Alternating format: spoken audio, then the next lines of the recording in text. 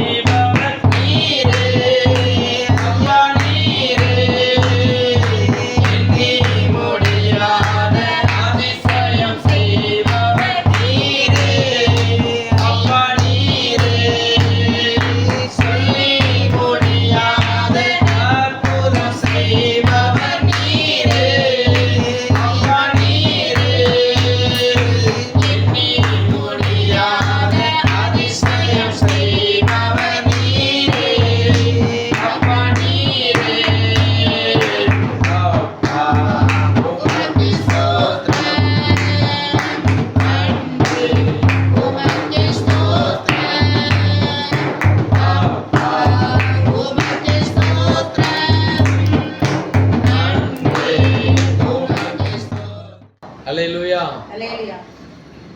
வருத்தப்பட்டு பாரம் சுமக்கிறவர்களே, நீங்கள் எல்லாரும் என்னிடத்திற்கு வாருங்கள், நான் உங்களுக்கு இளைப்பாறுதல் தருவேன் என்று சொல்லி ஆண்டவர் இந்த நாளிலே நம்மோடு கூட பேசுகிறார். அவர் நமக்கு ஒரு அழைப்பு கொடுக்கிறார். வருத்தப்பட்டு பாரம் சுமந்து கொண்டிருக்கிற, வருத்தப்பட்டு பலவீனத்தோடு இருக்கிற, வருத்தப்பட்டு தேவையோடு நிற்கிற, வருத்தப்பட்டு பலவீனத்தில் படுத்து கொண்டிருக்கிற, வருத்தப்பட்டு இனி என்ன செய்வதென்று யோசித்துக் கொண்டிருக்கிற என் மகனே, என் மகளே, என்னிடத்திற்கு வா என்று ஒரு அழைப்பு ஆண்டவர் இந்த நேரத்தில் கொடுக்கிறார். இந்த மாலை நேரத்தில் ஆண்டவர் நம்மை பார்த்து தீர்க்க தரிசனமாக பேசுகிறார். என் மகனே, என் மகளே, நீ எத்தனையோ காரியத்தை குறித்து கலங்கி கொண்டு வேதனைப்பட்டு கொண்டு வருத்தப்பட்டு கொண்டு இருக்கிறாய். நீ என்னிடத்திற்கு வா, நான் உனக்கு ஒரு இளைப்பாறுதலை வைத்திருக்கிறேன். அன்றைக்கு மோசே இஸ்ரவேல் ஜனங்களை வனாந்தரத்தில் நடத்தி கொண்டு வந்து ஒரு இடத்துல நின்று சோர்ந்து போய் ஆண்டவர் நோக்கி முறையிட்டு கொண்டிருந்த போது ஆண்டவர் மோசேயை பார்த்து சொன்னார், மோசே, மோசே, நீ என்னிடத்துல வா, என் அண்டையில உனக்கு ஒரு இடம் உண்டு. என்னுடைய கரத்தின் நிழலினால நான் உன்னை மறைத்துக் கொள்ளுகிறேன்.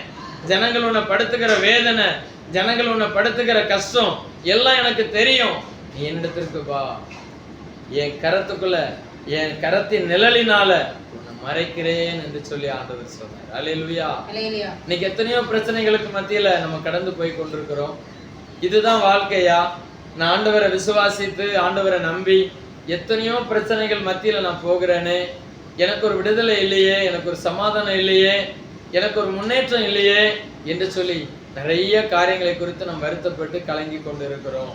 இப்படிப்பட்ட ஒரு சூழ்நிலையில நம்மை பார்த்து ஆண்டவர் சொல்லுகிறார், என் மகனே, என் மகளே, நீ என்னிடத்திற்கு வா, நான் உனக்கு இளைப்பாறுதல் தருவேன். ஆண்டவர் கொடுக்கிற இளைப்பாறுதல் அது நித்தியமானது, அது நிலையானது. ஒரு உலக மனுஷன் நம்மளை சொல்லுவான், நீ வாப்பா, நான் உனக்கு எல்லாம் தர்றேன்னு சொல்லி சொல்லுவான். அவனை நம்பி போனா என்ன செஞ்சிருவான்? ஏமாற்றிட்டு போயிடுவான்.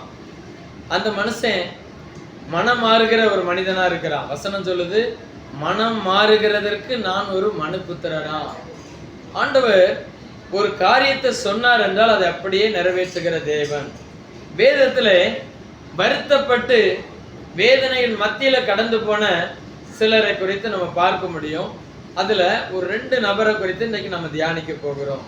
முதலாவதாக நம்ம எடுத்துக்கொள்வோம், மார்க் எழுதின நற்செய்தி நூல் 5ஆம் அதிகாரம் 25 முதல் 28 வரை உள்ள வசனங்களை வாசிக்கும் போது, மார்க் 5 25 12 வருஷமாய் பெரும்பாடுள்ள ஒரு ஸ்திரீ அநேக வைத்தியர்களால் மிகவும் வருத்தப்பட்டு தனக்கு உண்டானவைகளை எல்லாம் செலவழித்தும் சச்சாயிலும் குணமடையாமல் அதிக வருத்தப்படுகிற பொழுது இயேசுவை குறித்து கேள்விப்பட்டு, நான் அவருடைய வஸ்திரங்களை அகிலும் தொட்டால் சொஸ்தமாவேன் என்று சொல்லி ஜனக்கூட்டத்துக்குள்ளே அவருக்கு பின்னாக வந்து அவருடைய வஸ்திரத்தை தொட்டாள்.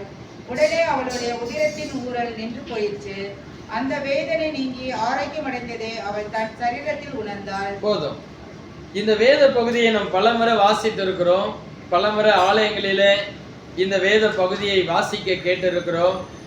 இந்த வேத பகுதியின் மூலமாய் கர்த்தருடைய பிரசங்கங்களை கேட்டிருக்கலாம். ஆனா இந்த வேத பகுதிக்குள்ளே ஒரு மறைவாய் ஒரு ஆழமான ஒரு காரியம் இருக்கிறது.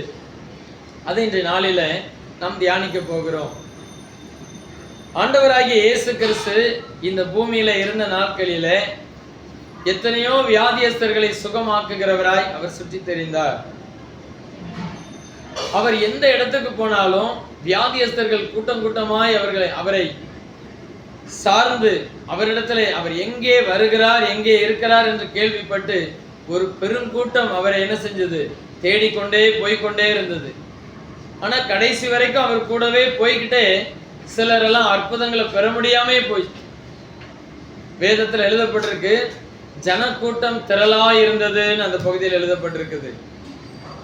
இந்த வேத பகுதியில இந்த ஸ்திரீ 12 வருடமாய் பெரும் பாடுள்ளவளாய், எத்தனையோ மருத்துவமனை ஏறி இறங்கியாச்சு, எத்தனையோ வைத்தியர்களை போய் பார்த்தாச்சு, சற்றாகிலும் குணமடையாமல் அவர்கள் ரொம்ப சோர்ந்து போய் என்ன செஞ்சாங்க? அவங்க கடைசியில் இதுக்கு ஒரு தீர்வே கிடையாதா, இனி நான் சாகதான் வேணுமா அப்படின்னு சிந்தித்து கொண்டு இருக்கும் போது இயேசுவை குறித்து கேள்விப்படுறாங்க. இதே போலதான் இன்னைக்கு நாமும் ஏதோ ஒரு பிரச்சனையில இருக்கும்போது, சிஸ்டர் இந்த பிரச்சனைக்கு இயேசு கிட்ட தீர்வு உண்டு, பிரதர் இந்த பிரச்சனைக்கு இயேசு கிட்ட உங்களுக்கு தீர்வு உண்டுன்னு சொல்லி மற்றவங்க மூலமா நம்ம கேள்விப்படுவோம். கேள்விப்பட்டு நம்ம என்ன செய்வோம்? இயேசுவின் இடத்துல ஒரு தடவையாவது போய் ஜெபம் பண்ணலாம், இயேசுவின் இடத்துல போய் இந்த காரியத்தை தெரியப்படுத்தலாம்னு சொல்லி அவரை தேடி நம்ம வர்றோம். இதே போல இந்த ஸ்திரீயானவள் இயேசுவின் இடத்துல வரும்போது இவளுக்கு வீட்டில இருந்து எழும்பியே வர முடியாத ஒரு நிலைமை. 12 வருட பிரச்சனை, ஒரு வருட பிரச்சனை கிடையாது. ஒரு மாதம் பீரியட்ஸ் நிக்காம போயிட்டு இருந்தாலே ஆஸ்பத்திரியில் போய் செக் பண்ணும்போது பிளட் கவுண்டிங் எங்க வந்துருது? 6 பாயிண்ட்டுக்கு வந்துருது. எலும்பி அவங்களால நடக்க முடியல, இயல்பா எந்த வேலையும் செய்ய முடியல, படுத்த படுக்கை ஆயிடுறாங்க. ஆனா இந்த ஸ்திரீ 12 வருடமாய் அந்த பிரச்சனையில இருக்கிறா. ஒரு வருஷத்துக்கு 24 மாசம், 12 வருடம். அப்ப நினைச்சு பாருங்க, 12 வருடம். ஐயா கொஞ்ச நேரம் நெல்லு வந்தாங்க. 12 வருடமா இந்த பிரச்சனையின் மத்தியில அவ வாழ்ந்துட்டு இருக்கிறதுனால அன்றைக்கு அவ வீட்டுக்குள்ள இருந்து எழுந்திருக்கவே முடியாத ஒரு நிலைமை தான். இயேசு இன்றைக்கு நம்ம ஊருக்கு பக்கத்துல தான் வர்றாரு அப்படிங்கறத இவ கேள்விப்பட்டுறான். ஐயோ எப்படியாவது போகணும்னு சொல்லி வீட்டுக்குள்ள இருந்து கஷ்டப்பட்டு எழும்பி வாசல்ல கேராயி உட்கார்றா.